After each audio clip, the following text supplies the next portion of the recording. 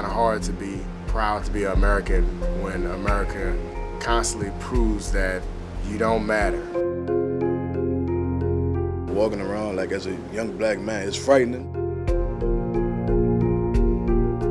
Black mothers in the community can agree that their main fear is never being able to see their child come home, never being able to say, I love you. To be a black man in this country is very complex. You deal with the duality of both the privilege of being a man, but also the disadvantage of being black. It's infuriating. There's a lot of people who battle internally with themselves because of the way society views them. It's just good that we're finally here at this point where people's voices can be heard.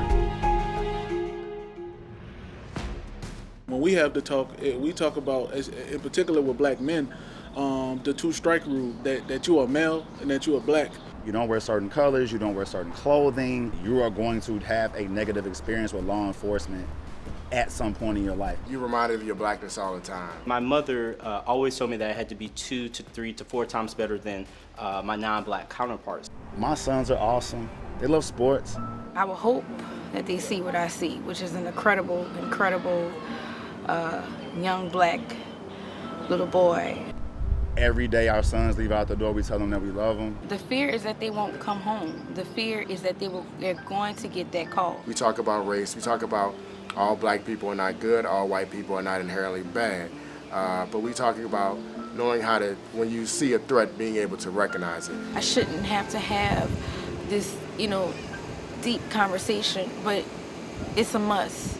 I've questioned if there was anything I could say or do that would actually make a difference. People don't communicate with each other. They don't know what it's like to be in the other's shoes. My hope is that the new generation can correct the issues created and tolerated by mine. Before I met Marty, I'm not gonna lie, I was a little on the defense. When I was getting ready to meet Antonio, I researched him a little bit online, like he did on me too. Honestly, I thought this was some old those Southern movies where you get the white person from that side, the black person from that side, they come together and they kumbaya. We were so different, our backgrounds were so different, and I was thinking, I don't really know how this is gonna work. You're an older white dude, you're older white dude. You don't have old white dude. Old white dude, right? Right, you're a CEO of a company. Yes, I am. All right, what's it like in your inner circle? What are we talking about? There are friends of mine, longtime friends of mine, good friends of mine, and also people in my company don't share the views I share. And some of them said, "You think white people are racist? Do you think all white people are racist?" One of them asked me that, and I said, no, I didn't say that all white people were racist. That's not the point. I think the majority of white people are not overtly racist. I just think that they're unaware, or they're certainly not anti-racist. I'm what they call a yat. I grew up in a house that was complex. My father did not have the problem. My mother had the problem. She had racist attitudes. It was like all racism, it was hypocritical. On Christmas Eve, she would empty out the food and the presents and everything and go to the project and give it all away. And then she'd come home and she'd make comments.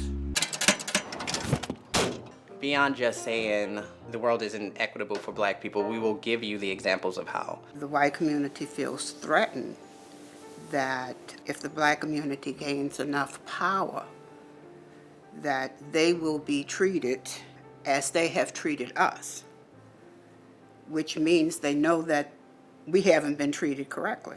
And, we just want to be treated the same.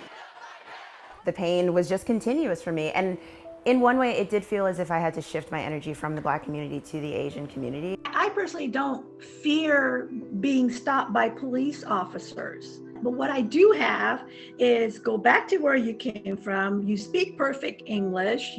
Someone pointing a gun at people and saying, "Are you Chinese or Japanese? If you are, then I'm going to kill you." I really felt like I was fearing for my physical safety and even my life. People deny that racism exists because they don't want to have to stand face to face with their privilege. When we're talking about an exchange, both parties have to gain something from it. Maybe one person can make a difference. If you're actually there to build a connection, then there's no way you cannot see how whatever each side have going on affects them and how you can, if you want to, how you can be beneficial to that.